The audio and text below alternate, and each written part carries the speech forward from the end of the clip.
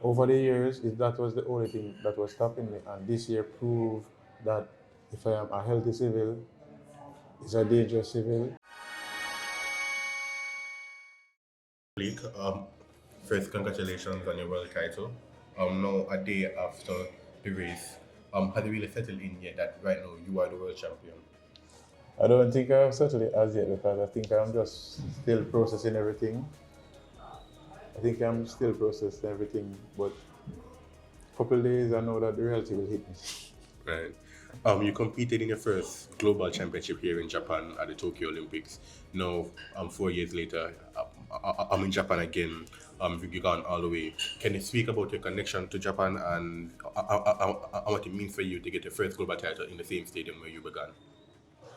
I'm really happy because I started my debut here, and you know that it's a new legacy for me to actually win the gold medal and to start a new chapter going forward, knowing that Japan was my debut and then Japan is my first time getting a gold medal. So I think this is going to be a moment I will always remember.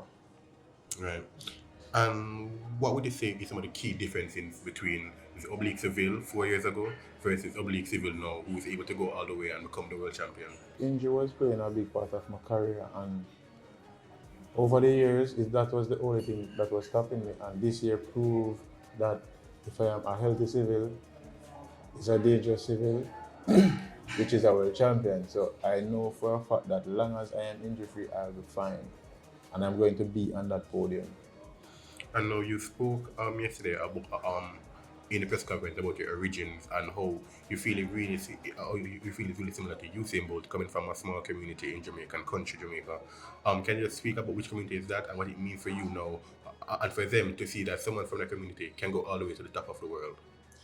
Yeah, it's very inspiring because when I was very small, I looked at Usain Bolt knowing that his background was like similar to mine, and it's like I follow in his footsteps because my community is very small but big, and I know the people in my community is very happy with me, very happy because they knew that I had the talent to actually do great things, and I actually proved myself over the year, knowing that I have disappointments, knowing that I have fallen short of a global medal for the past years. I know, speaking about similarities to both, something you both also shared at the time that you guys have both been trained by Glen Mills. Is fourth athlete to win a 100-meter title. Can you talk about what it feels like to have the guidance of such a legendary coach and his trust and his confidence in your potential?